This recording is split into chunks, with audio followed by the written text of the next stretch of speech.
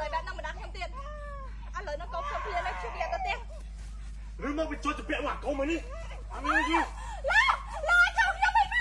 បងប្អូនហើយនៅក្នុងរឿងព្រីបំពេកូនណាបាទគឺថាឈុតដែលខ្ញុំបារម្ភជាងគេភ័យជាងគេគឺឈុតហ្នឹងហើយបងប្អូន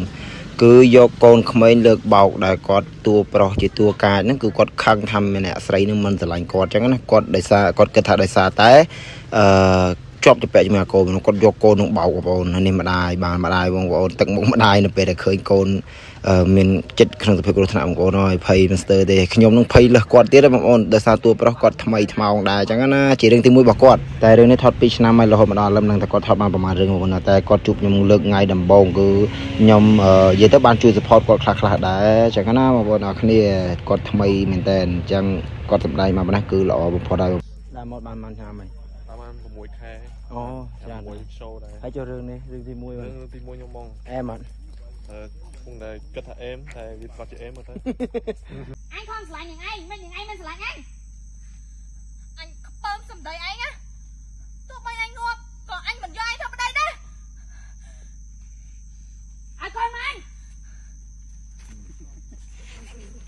អញនឹងយកនាងឯងមកនៅជាមួយនឹងអញ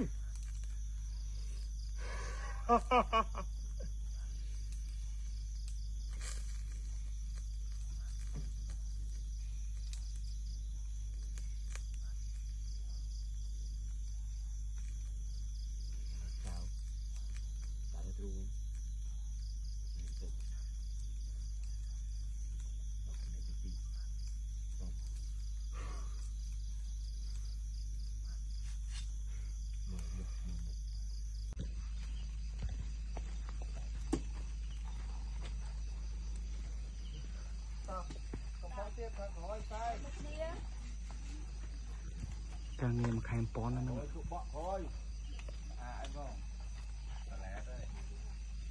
ការងារមួយខែប៉ុណ្ណឹងមើល